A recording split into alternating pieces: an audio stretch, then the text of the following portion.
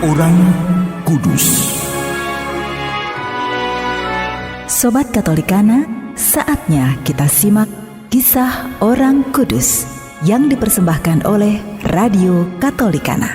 Penulis naskah Arif Setiawan.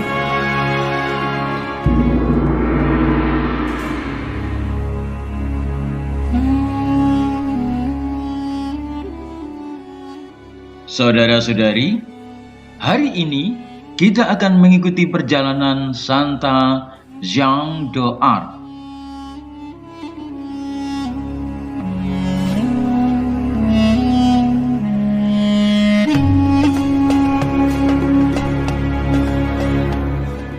Jeanne, nama panggilan Jeanne d'Arc, lahir pada tahun 1412 di Domremy, Prancis.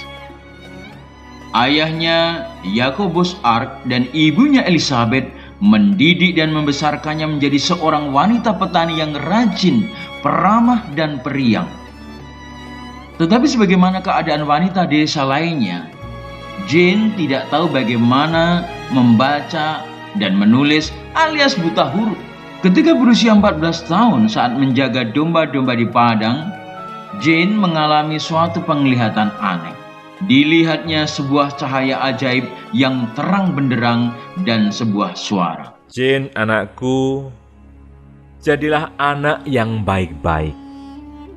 Tuhan akan melindungi dan menaungi engkau dengan kekuatan Roh Kudus.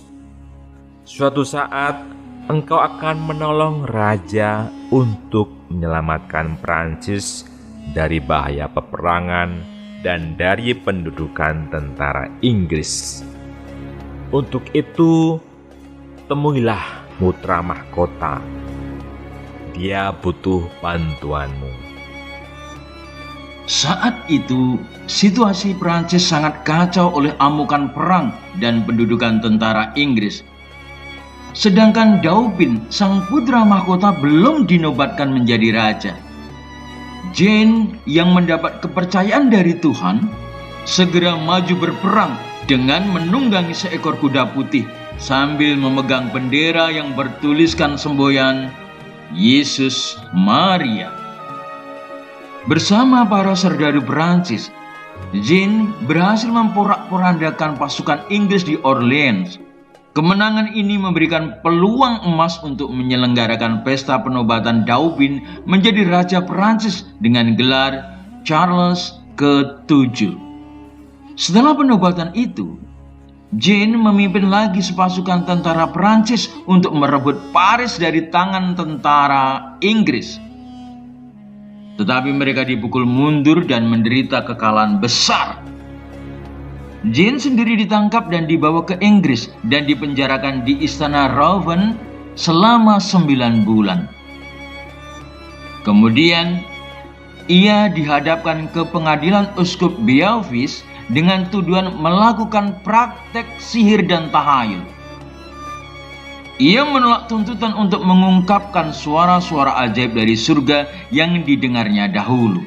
Aku bukanlah tukang sihir. Panggilanku sungguh berasal dari Tuhan. Dalam semua tindakanku, aku selalu mengikuti perintah Tuhan dan petunjuk-petunjuknya. Aku bersedia mati demi nama Tuhanku. Mendengar kata-kata itu, para hakim semakin marah dan memerintahkan para serdadu untuk menjalankan hukuman bakar hidup-hidup hingga meninggal di hadapan umum. Jeanne menemui ajalnya karena keputusan tidak adil dari pengadilan di Rouen. Ia digelari kudus oleh gereja bukan karena patriotismenya atau keberanian berperang, melainkan karena kesalehan hidupnya dan kesetiaannya dalam memenuhi kehendak Tuhan atas dirinya. Ia dihormati sebagai pelindung negeri Prancis.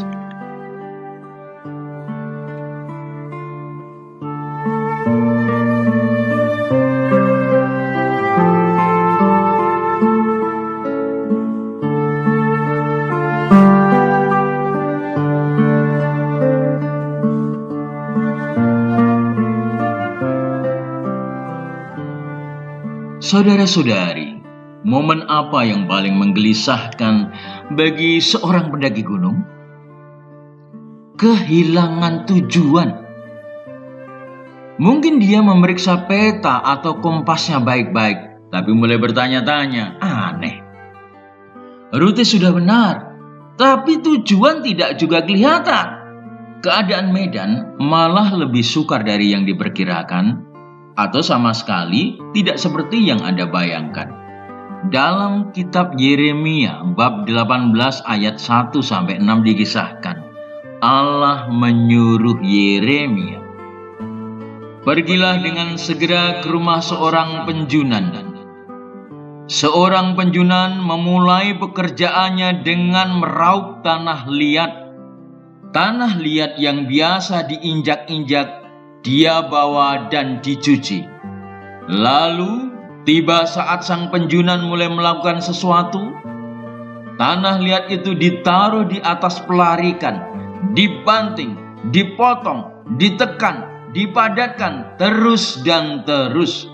Seperti halnya dalam hidup kita. Tiba-tiba kita merasa seperti tersudut dan terpojokkan. Seperti sang pendaki gunung, kita kehilangan motivasi dan tujuan. Alkitab menceritakan peragaan itu kepada Yeremia dengan indah tentang kesetiaan sang penjunan. Ketekunannya bahwa dia terus dan terus mengerjakan kembali tanah liat itu sampai menjadi bejana yang layak. Saat kita berontak dan bentuk kita menjadi buruk, tangan Allah yang sabar tidak pernah berhenti. Lewat semua detail perkara dalam hidup kita, Dia masih memegang kendali dan mengerjakan segala sesuatu dalam rencananya untuk kebaikan kita. Kasih-Nya terlalu besar, sehingga Ia terus-menerus membentuk kita dengan tangannya sendiri. Dengan kasih dan anugerah-Nya, Ia membentuk Anda menjadi bejana yang indah dan bisa dinikmati oleh banyak orang.